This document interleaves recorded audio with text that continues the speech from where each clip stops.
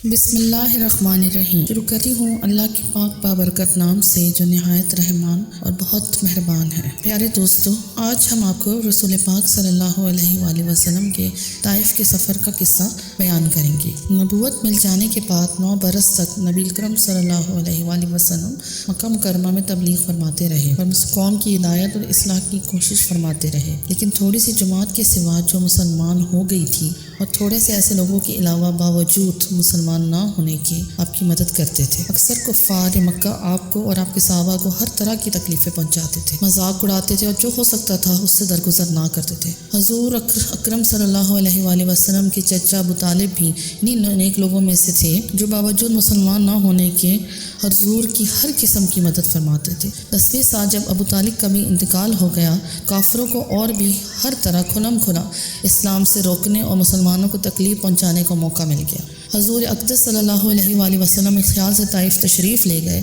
کہ وہاں قبیلہ ثقیف کی بڑی جماعت ہے، اگر وہ قبیلہ مسلمان ہو جائے تو مسلمانوں کو اس تکلیفوں سے نجات ملے اور دین کے پھیلنے کی بنیاد بڑھ جائے۔ وہاں پہنچ کر قبیلہ کے 3 سرداروں سے جو بڑے درجے کے سمجھے جاتے تھے گفتگو فرمائی اور اللہ کے دین کی طرف بلایا اور اللہ کے رسول کی یعنی اپنی مدد کی طرف متوجہ کیا، مگر ان لوگوں نے بجائے اس کے کہ دین کی بات کو قبول کرتے یا کم سے کم عرب کی مشہور مہمان نوازی کے لحاظ سے ایک نودار مہمان کی خاطردارت کرتے، صاف جواب دے دیا اور نہایت بے رخی اور بد اخلاقی سے پیش آئے۔ ان لوگوں نے تو یہ بھی نہ گوارا کیا کہ آپ کو کہیں کہ یہاں قیام فرما لیں۔ جن لوگوں کو سردار سمجھ کر بات کی تھی وہ شریف ہوں گے، مہذب گفتگو کریں گے، لیکن ان میں سے ایک شخص بولا کہ اوہو، آپ ہی کو اللہ نے نبی بنا کے بھیجا تھا، تو دوسرا بولا اللہ کو آپ کے سوا کوئی نہ ملا تھا جس کو رسول بنا کے بھیجتے۔ تیسرے نے کہا میں تجھ سے بات نہیں کرنا چاہتا اس لیے کہ اگر تو واقعی نبی ہے جیسا کہ دعویٰ ہے تو تیری بات سے انکار کر دینا مصیبت سے خالی نہیں، اور اگر جھوٹ ہے تو میں ایسے شخص سے بات نہیں کرنا چاہتا۔ اس کے بعد ان لوگوں سے نا امید ہو کر پیارے رسول صلی اللہ علیہ وآلہ وسلم نے ان لوگوں سے بات کرنے کا ارادہ فرمایا۔ آپ تو ہمت اور استقلال کے پہاڑ تھے، مگر کسی نے بھی قبول نہیں کیا، اور بجائے قبول کرنے کے حضور صلی اللہ علیہ وآلہ وسلم سے کہا کہ ہمارے شہر سے فوراً نکل جاؤ اور جہاں تمہاری چاہت کی جگہ ہے وہاں چلے جاؤ۔ آپ صلی اللہ علیہ وسلم وہاں سے بالکل مایوس ہو کے واپس ہونے لگے تو ان لوگوں نے شہر کے شرعی لڑکوں کے آپ کے پیچھے لگا دیا کہ وہ آپ کو مذاق اڑائیں، تالی پیٹیں اور پتھر ماریں، یہاں تک کہ آپ کے جوتے مبارک سے خون جاری ہو گیا اور آپ کے جوتے رنگین ہو گئے۔ حضور اقدس صلی اللہ علیہ وآلہ وسلم اسی حالت میں واپس ہوئے۔ جب راستے میں ایک جگہ ان شریروں سے اطمینان ہوا تو آپ صلی اللہ علیہ وآلہ وسلم نے دعا کی،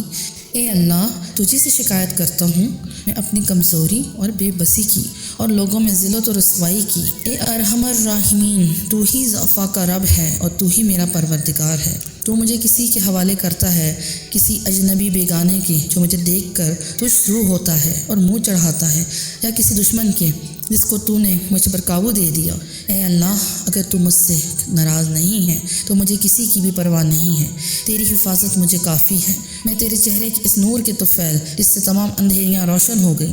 اور جس سے دنیا اور آخرت کے سارے کام درست ہو جاتے ہیں، اس بات سے پناہ مانگتا ہوں مجھ پر تیرا غصہ ہو یا مجھ سے تیری ناراضگی ہو۔ تیری ناراضگی کا اس وقت دور کرنا ضروری ہے جب تک تو راضی ہو، نہ تیرے سوا کوئی طاقت ہے نہ قوت ہے۔ مالک الملک کی شان قہاری کو اس پر جوش آنا ہی تھا، اور حضرت جبرائیل علیہ السلام نے آ کے سلام کیا اور عرض کیا، اللہ نے آپ کی قوم کی وہ گفتگو جو آپ سے ہوئی ہے اس کے جوابات سنے ہیں، اور ایک فرشتہ جس کے متعلق پہاڑوں کی خدمت ہے آپ کے پاس بھیجا ہے کہ آپ جو چاہیں اس کو حکم دیں۔ اس کے بعد اس فرشتے نے سلام کیا اور عرض کیا کہ جو ارشاد ہو میں اس کی تعمیل کروں گا، اگر ارشاد ہو کہ دونوں جانب کے پہاڑوں کو ملا دوں جس سے یہ درمیان میں کچل جائیں، اور جو سزا آپ تجویز فرمائیں۔ حضور صلی اللہ علیہ وآلہ وسلم کی رحیم و کریم ذات نے جواب دیا کہ میں اللہ سے امید رکھتا ہوں اگر یہ لوگ مسلمان نہیں ہوئے تو ان کی اولاد میں سے ایسے لوگ پیدا ہوں گے جو اللہ کی پرستش کریں گے اور اس کی عبادت کریں گے۔ پیارے دوستو، یہ ہیں اخلاق اس کریم ذات کے جس کے ہم لوگ نام لیوا ہیں۔ ہم ذرا سی تکلیف سے کسی کی معمولی سی گالی دے دینے سے بڑک اٹھتے ہیں کہ یہ پھر زندگی بھر اس سے بدلہ نہیں اترتا، ظلم پر ظلم اس پر کرتے ہیں اور دعویٰ کرتے ہیں اپنے امت محمدی ہونے کا، نبی کے پیروکار ہونے کا۔ نبی صلی اللہ علیہ وسلم اتنی سخت تکلیف اور مشقت اٹھانے کے باوجود بددعا نہ فرماتے تھے، نہ بدلہ لیتے تھے۔